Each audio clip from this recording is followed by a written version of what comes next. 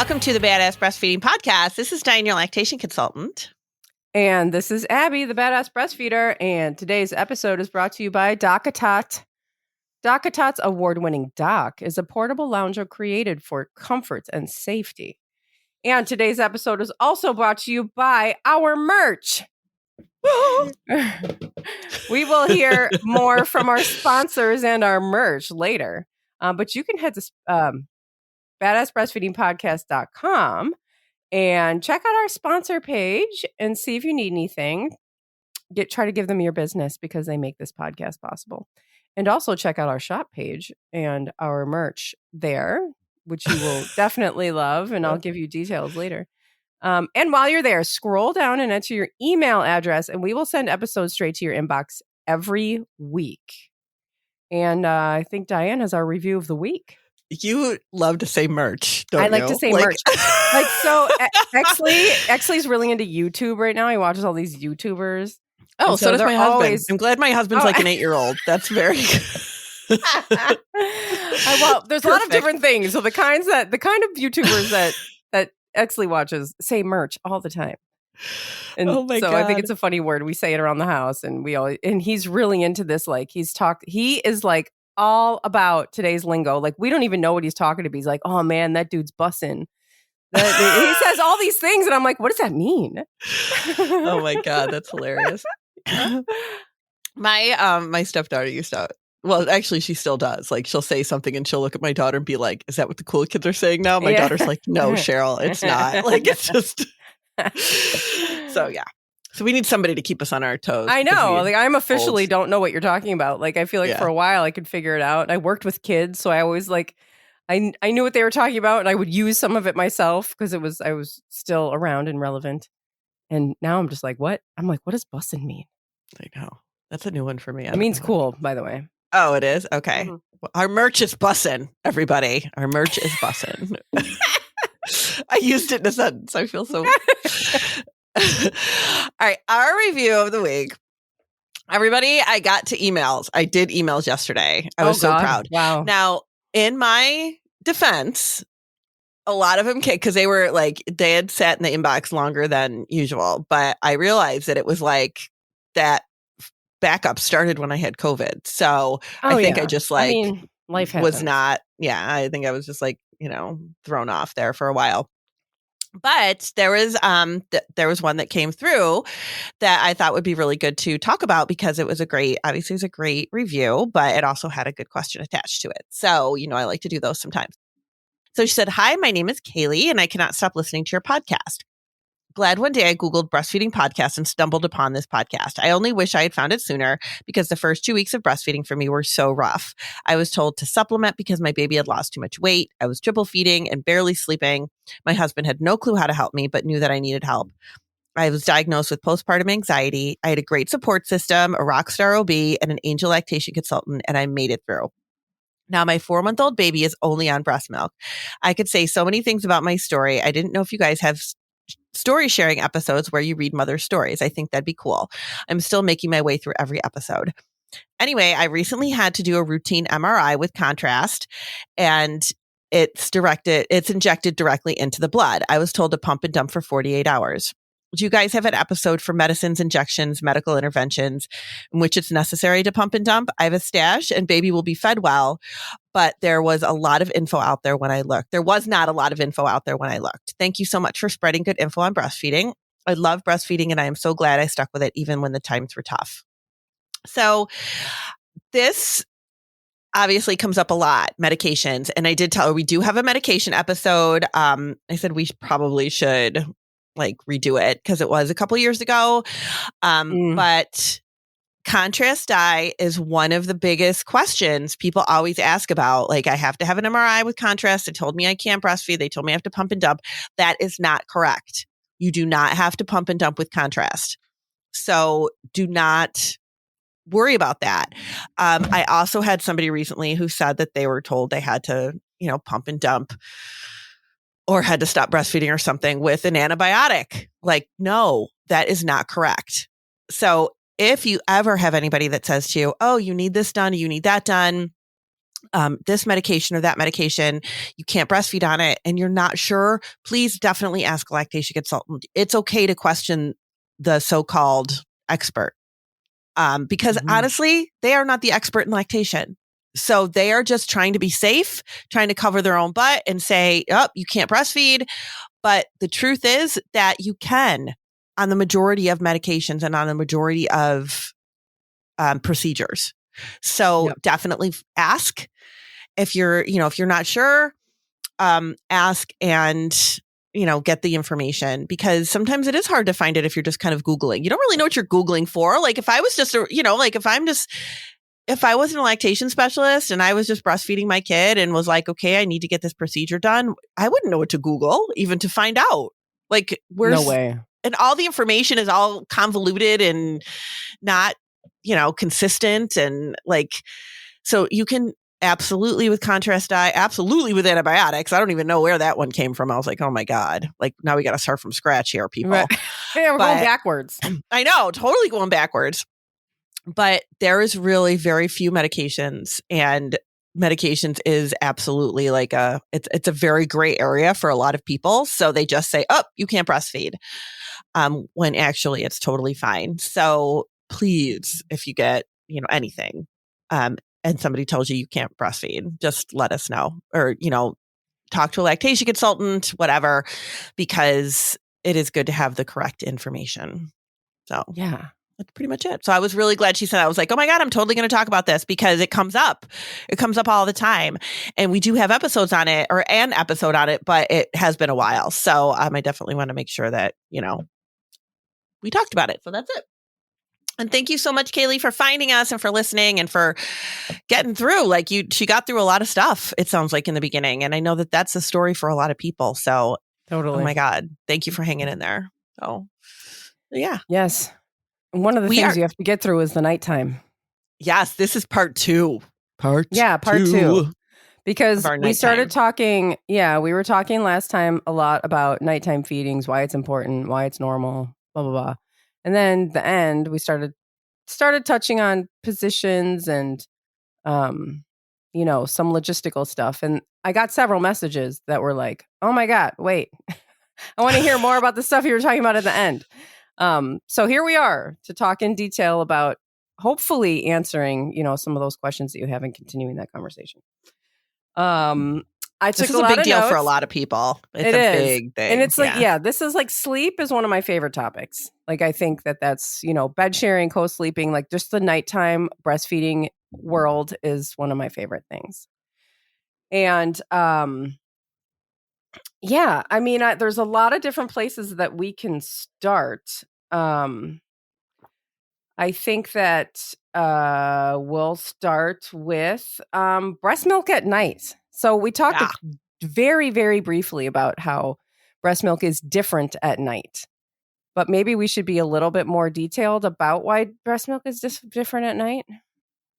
Yeah, absolutely. Because I think people aren't really aware of why it's different at night. And so I'm just going to wait for you to talk. Wait for me to talk about it? Yeah. Let me get ready. Sorry.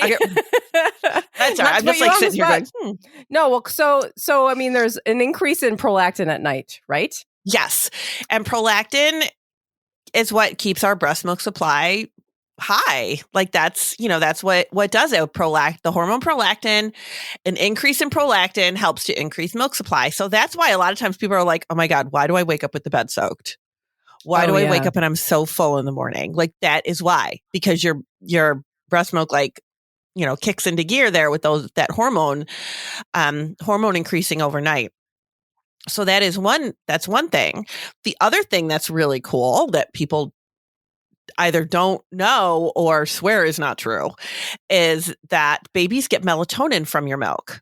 Yes. And, babies have no circadian rhythm. Right. They are not born with the ability to know what this is the whole thing when people say my baby has her days and nights confused.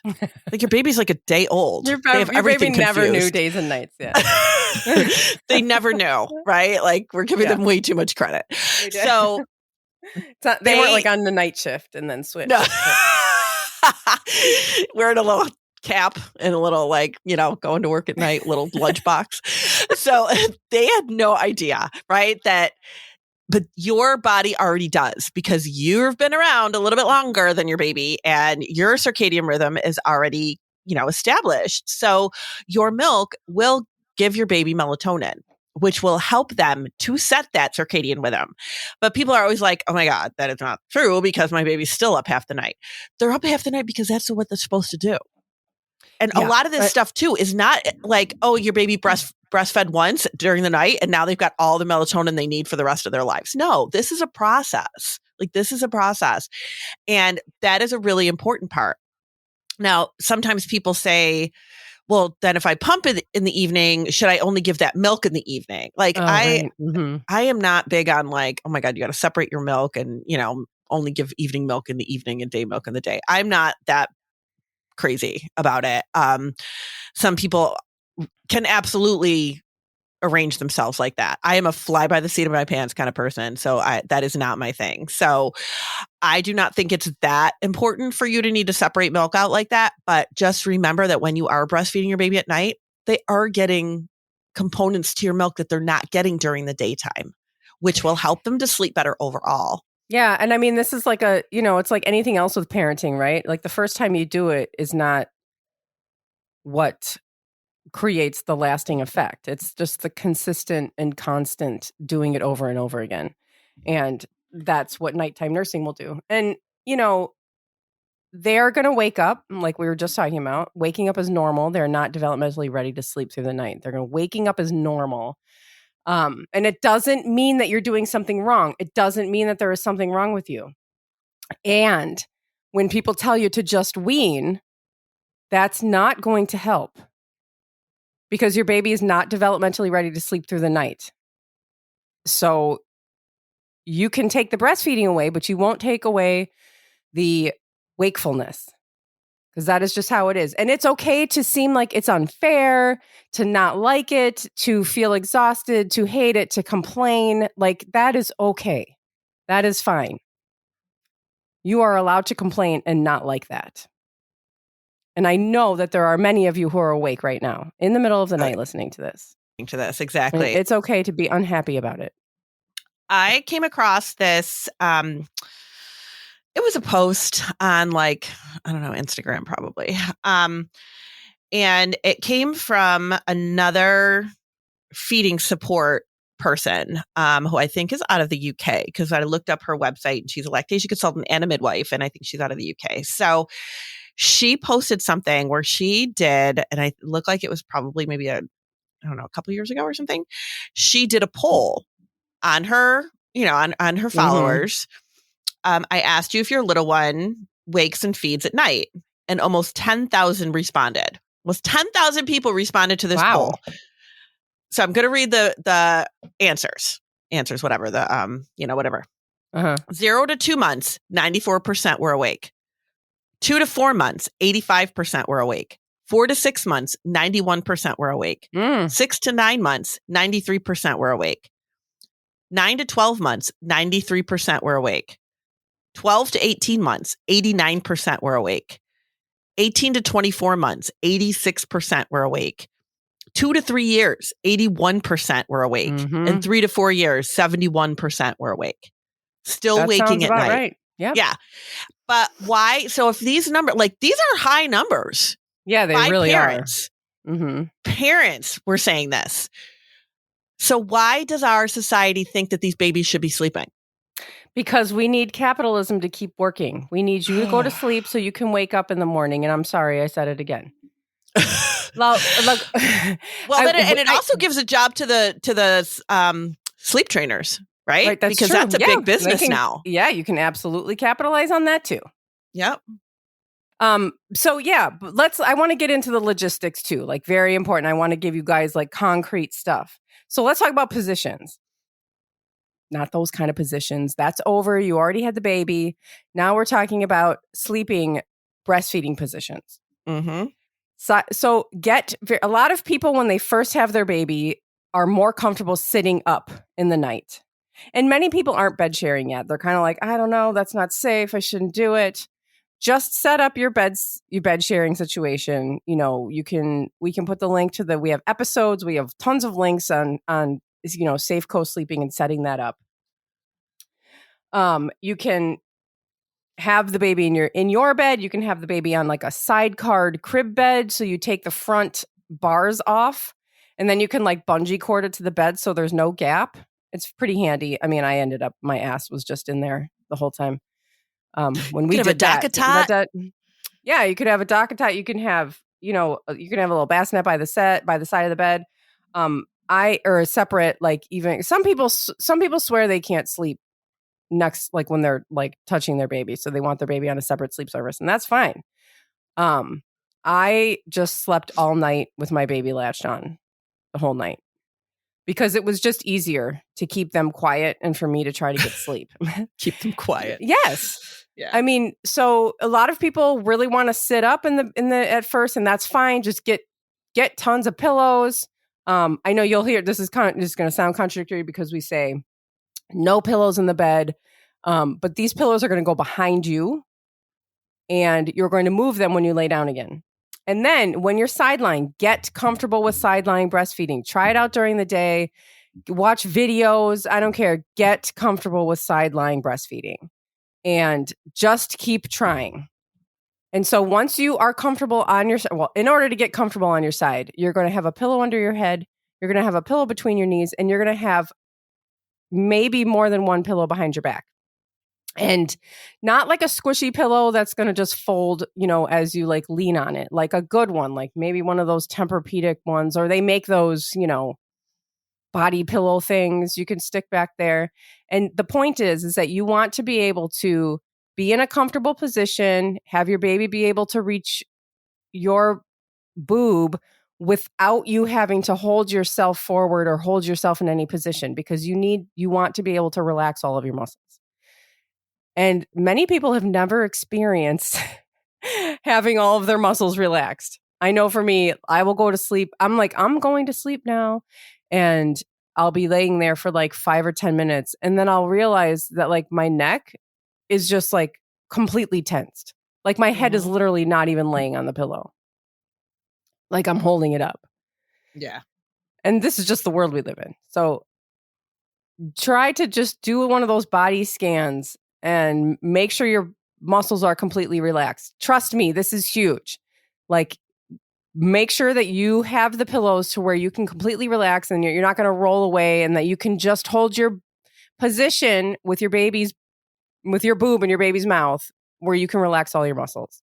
And then for me, some people can nurse like that on both breasts, just like on one side, not moving, do like the top boob and then the bottom boob. I don't know. I couldn't do that. I would have to roll over. So you can just like stick your baby and like roll them over the top of you onto the other side, or you can climb over your baby, either way, and then set the pillows up again. And it's not ideal, but comfort is key, because it's a long night laying there in that position. And maybe we need to take a break. Yes. And then I have something to say about that too afterwards. Do you want to say it now? Okay, yeah, I'll say it quick now because likely I'll forget.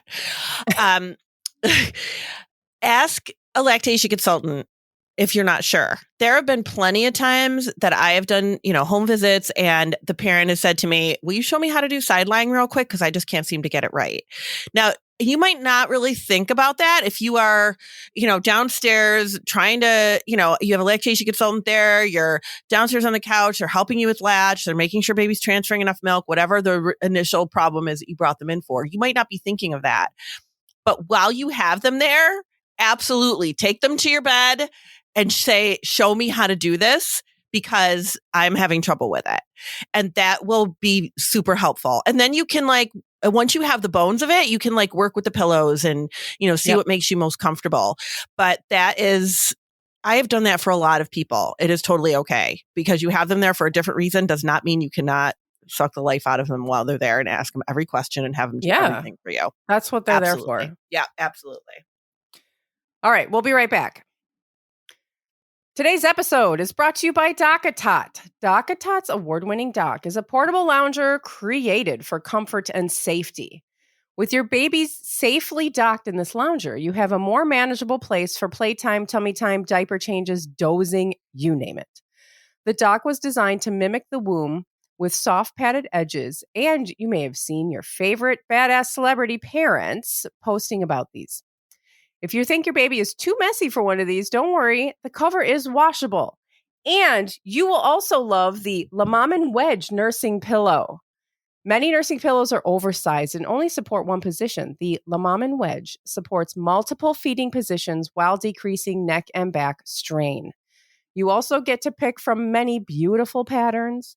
Badass listeners will receive 15% off and free shipping on any of DockATot's stylist products when you use code BADASS at dockatot.com/badass. That is code BADASS at DockATot, DockATot.com/badass. And today's episode is also sponsored by our merch. It's bussin'. Our merch is bussin'. So you can head to, you can head to, the easiest way to get there is go to badassbreastfeedingpodcast.com. Head to the shop. It was a shop page. And then on there is some of our old merch with our old logo on it. And oh, you know what? We should discount these. I'll go through and make them real cheap so we can move the old stuff. Yeah. And then F that old stuff. No, it's fine. It's good. Yeah. It's good. And you can get it real cheap. But you can click on a link for our new stuff and it'll bring you to our page on Cafe Press. And we have all kinds of like shirts and stickers. You just pick on the you pick the one you want. So we have like our 2-star review, which is my favorite. Somewhat informational and somewhat horribly offensive. Love it. And then my boobs, my business. That's my baby's lunch you're staring at. Breastfeeding without the bullshit. And does breastfeeding offend you? Oh, wait, I don't care. And so you click on whichever one you want. And there's t-shirts and there's tanks and there's drinkware and some stickers. And also we have the ability to put in there whatever you want. So I might go through and like stick some more things in there because there's endless merchandise options on Cafe Press. So check that out. And our sponsor of DockATot and all of our other sponsor promo codes can be found under the show notes of this episode and whatever episode they sponsored at badassbreastfeedingpodcast.com. Our show notes will also include further information about things we talk about in this episode. And at badassbreastfeedingpodcast.com, you will find our breastfeeding resources, all of our other episodes, and information about scheduling your own very own one-on-one online lactation consultation with Dianne. Yes. You could suck the life out of all our yes, like everybody else does, like my kids. I'm looking at our merch. It's so fun. I know, it's good, right? Okay, Yeah. so to moving on, so we can get through this. So, you know, we hear a lot of times that babies just don't need night feeds, that they're like waking up and they just don't need it. This is not true. Babies do need to eat through the night. If your baby is not waking, then, you know, great that you take advantage of that sleep time. But if they wake, you know, upset and whatever, of course, we're going to try to nurse them because this is what we do. Right. And they do need that. But my point was going to be, I was thinking about this last night. And this just came to me when I was preparing for this episode and was like looking around on stuff. And I was like, you know, you always hear about growing pains with children, like school age children, and like, you know, the back of the knee kind of pain or like joint pains, like growing pains. And it's funny to me how we identify growing pains starting when children are really able to start communicating clearly. Yeah, it's weird. And we just think that it doesn't happen before that. And that maybe their way of communicating is just crying. Like, how can it not hurt to grow so quickly that, you know, you in that first year, second year, third year of life, I mean, they're growing so rapidly. I just don't believe that it doesn't hurt sometimes. I know. And we know that teething hurts. We know that these things hurt. Why wouldn't just growing hurt sometimes? And, you know, we have these babies that sometimes are just completely inconsolable. And we can't figure out why. And I don't know. Maybe just being in a baby's body hurts sometimes. So I don't know. And they also, developmentally, so much happening at different stages. Right. And I remember one of she wasn't my client, but she was, part of like one of my groups and stuff. And she was like, when her baby turned 1 and started walking, she was like, we have not slept like in days ever since she started walking, and it's like, there's a lot when developmental stuff happens. It takes over, and it keeps them distracted, and then they're not sleeping well. And like, these are just things. And I don't know, like somehow we just kind of go, oh, but they should be sleeping. They should be sleeping. Well, yeah, everybody should be sleeping. Right. But it doesn't mean that it's going to happen. Yeah. Right. When if you, I mean, it happens to adults too. If you have a day that's like extraordinarily exhausting, or you did something different, you might have trouble sleeping. You might be more wakeful. If you work out, you kind of step up your workout. You're like, okay, I'm going to do like 20 reps instead of 10, and do, all this, that your body is just like, you might have, you're, oh, I'm so tired, I'm going to sleep so good. And then you don't, you're up, you're tossing and turning. And Exley is working with a reading tutor right now, because reading was really not coming together. And he was doing his lesson the other day, and this she was like okay, say the word rat. What does that sound? What does it start with? What letter is that? R. So he was doing all of that, and he was like messing in his notebook. And I was about to tell him to put his pencil down and like pay attention. But I realized, like after a few words, that he was also writing the word. Which was not, she didn't ask him to do that. And I think we probably both would have said that he wasn't ready to do that. But he was just writing and answering the question and doing all of this at once. I was like, oh my God. I was like, hold on a second. He's actually writing this. She was like, what? And we were like, we were like so excited. And then by the end of the day, Exley was off the chain. He was like melting down every 2 seconds, throwing himself on the floor, crying. We went out to dinner. He was crying. It was like, and I was just like, his brain was on overdrive this morning. So he is exhausted now. Yeah. And, you're going to see your kid out of sorts. Like, I don't even know who this kid is. And it's just them going through all of their developmental stuff. Yeah. Like, my kids, Brandon sometimes doesn't sleep well. And I'll be like, why are you up so early? Whatever. And he'd be like, I just can't turn my brain off. And it's just like, he can vocalize it because he's one of those kids where he's, his brain gets going, and then he just can't, he can't settle it down. And he can vocalize that to me. But I mean, he was my kid that used to be just up in the middle of the night and just wander through the house until he found me, like he would just, that was him. And that was probably kind of what was going on then too. But you see the same thing even with dogs, like your dog has a busy day out doing stuff or whatever. And like, they are like done, like, yep, they'll sleep the rest of the day because they are just like overstimulated. Like it just happens to us. Yeah. And the point is that breastfeeding is so much more than food.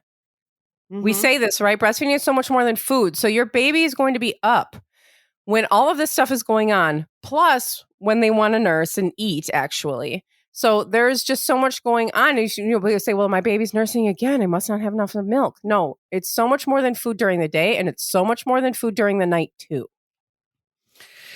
How many... Go ahead. No, go ahead. I just like thought of something that, how many people, like just friends, like not parents or whatever, but like even just friends or whatever, that will tell me, their partner's out of town or, whatever. And they're like, I just cannot sleep when they're not home. And I was like, oh yeah, I get that. I don't have that problem. Like if my husband's not home, I usually can sleep okay. But I love it. I lived alone for a long time too. So it's like, I'm fine. But I do know people that do not do well if their partner's not there with them. And it's like, but we expect our babies to do fine by themselves. Right. Yeah, no, they're not. They're not gonna. We have to talk about boundaries at night because we're going to get to the end of this episode again and not talk about boundaries. So we are now settling into this conversation about boundaries. And we all want boundaries at night, right? So when you have an infant, we are not to the point of creating boundaries during the day, not even during the day. Like, you are nursing on demand, you are answering their needs, you're doing all the things. And the way that you create boundaries with, that infant is to get some help, is to have somebody else helping, having, caretakers, whatever, getting, a baby carrier and doing all of those things that are still meeting your baby's needs. And you are, but you're still, you're trying to get some mobility and some space yourself. And we know that that's really hard. We know that that is really hard from like, we know that that's just like it's not really a possible goal at that young. And so during the night, when you are needing some space, this is when when people might talk about a partner giving a bottle or something in the night. Now, if you are really early on, you're still going to have to worry about becoming engorged possibly at night, that kind of thing. What I did was I would nurse.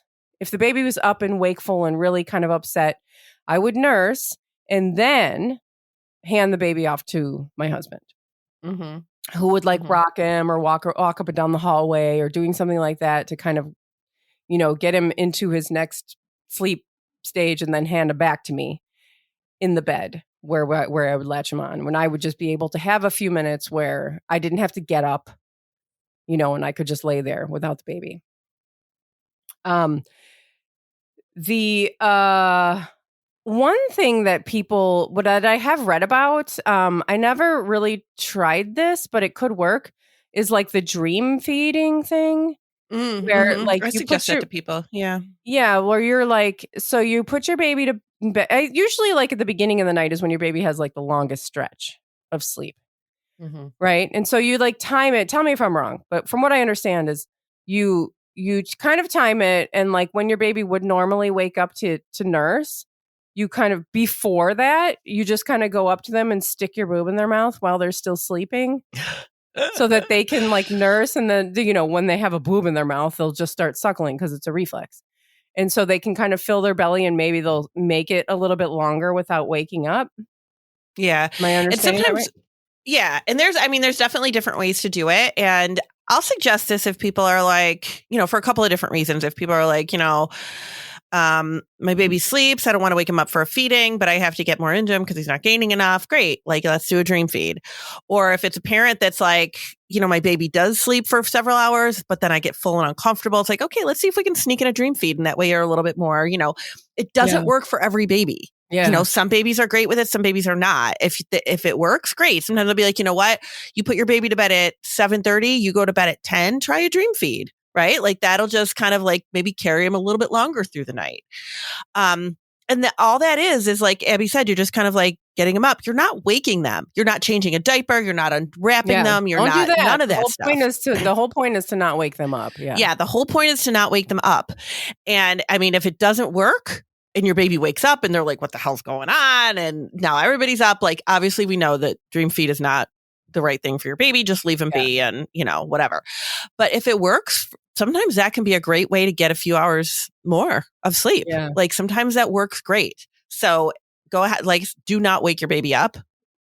Don't unwrap them. Don't change a diaper. I know that sounds like totally cruel to not change their diaper, but really don't get them going. Fine. It's fine. Yeah, it's totally fine.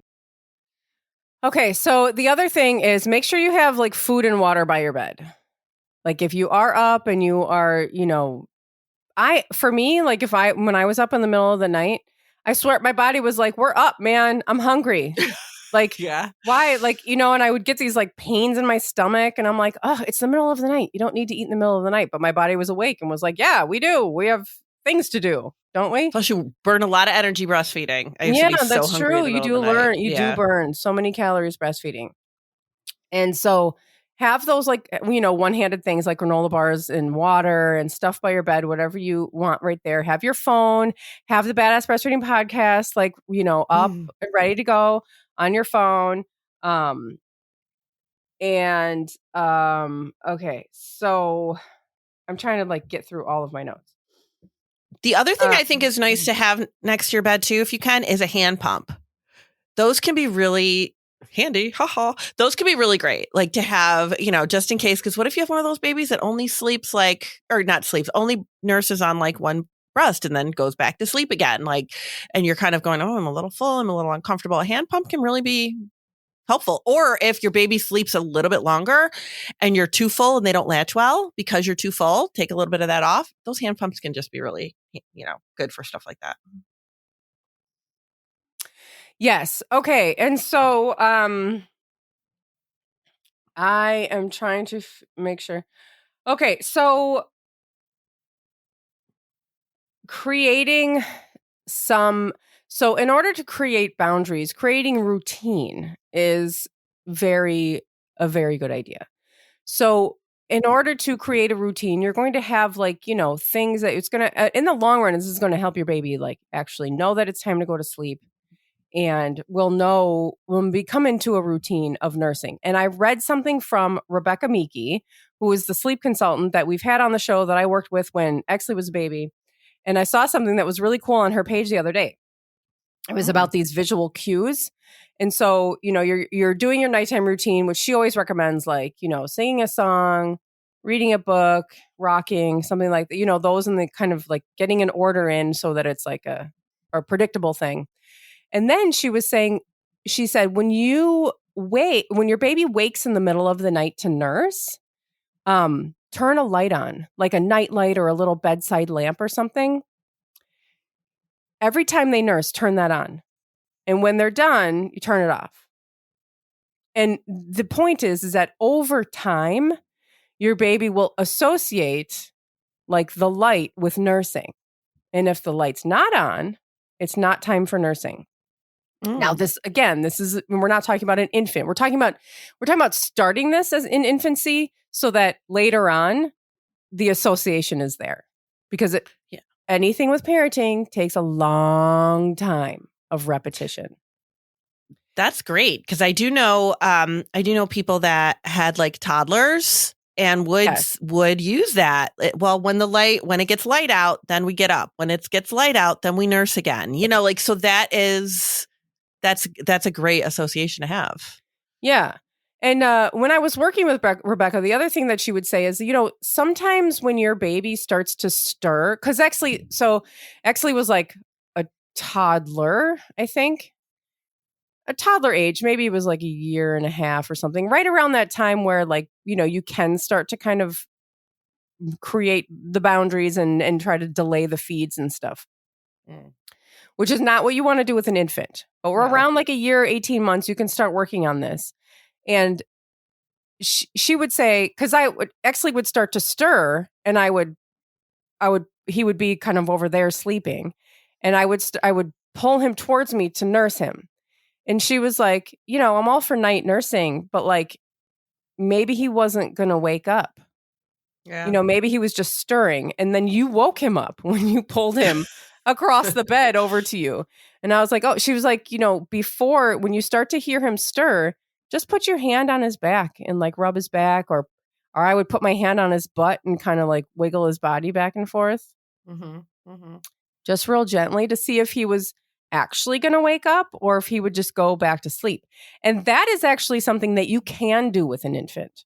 You can, just kind of like rock a little bit. You can even just move your body back and forth a little bit if they're, right there, just to see if they'll kind of settle down again. If they're hungry and they really are waking because they're hungry, then they just won't settle down, and then you can nurse them. But you can always try that first and just see if they're just kind of coming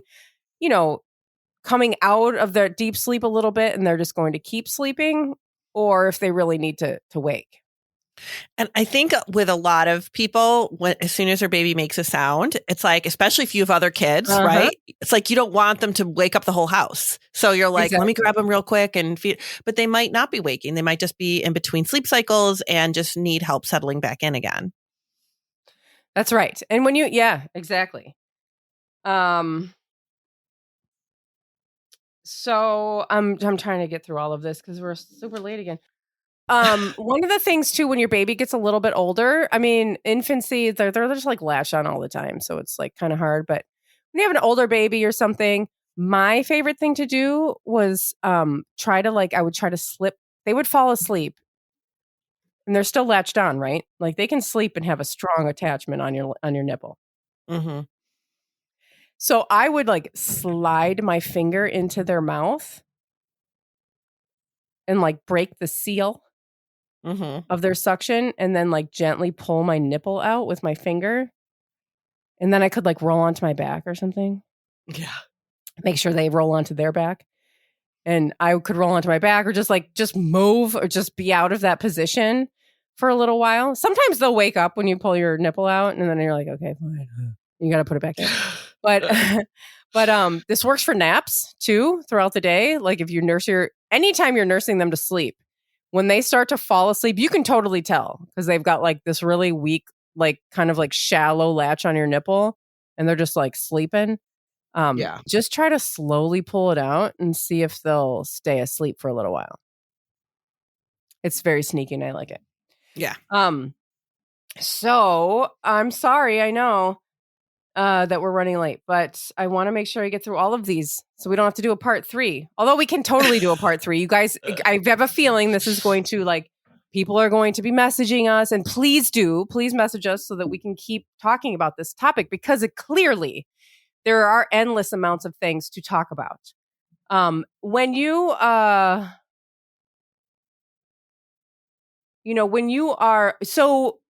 when you're actually to the point where you want to be like night weaning, we don't have to go super into night weaning because that's not really what it's about.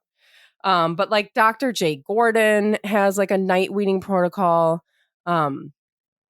which you can look into. But remember, I want to also bring back to, we did that breast sleeping episode where Dr. James McKenna would say like there is no such thing as like breastfeeding and sleeping being two separate things. Like he was like, this should just be called breast sleeping because this is where when they're latched on and they're falling asleep at the breast, this is where so much developmental and physiological and all these kinds of things that are happening. It's a great episode. Yeah. And do you have any final thoughts while I look through my notes? I do not. I think all the suggestions are great. And a lot of this is, depends on the age of your baby, of what kind of stuff you can put into place. But just remember that you're not alone in this. Your baby's not the only one up in the middle of the night. It sucks. And everybody just wants to sleep, but This is very, very normal. It's a very normal process. And we're just trying to help you get more sleep. That's all we're trying to do. Yeah. And it's like, it will end. And you'll see your baby like, they seem to be sleeping like, a good few hour stretches now. It's so amazing. And then it'll stop. Then they'll start being wakeful. And all of that stuff that you thought you had settled into will disappear. And it'll feel so unfair and it'll feel so awful. But nothing is wrong. This is just the really hard part. And, you'll get through it and, that really hard part will pass again and you'll find yourself, that, you're sleeping for longer periods of longer stretches and, it'll kind of come and go until they're older toddlers. Older. Yeah. Older. Yeah. But the stretches will get longer and longer and the waking will stop being like every hour eventually. Mm-hmm. And so please let us know what part 3 should be about because I know you will. And please do, because this is a topic that I could go on and on and on about. Yeah. And I think that it's very useful. Yeah. Nighttime is a big thing. So so definitely let us know.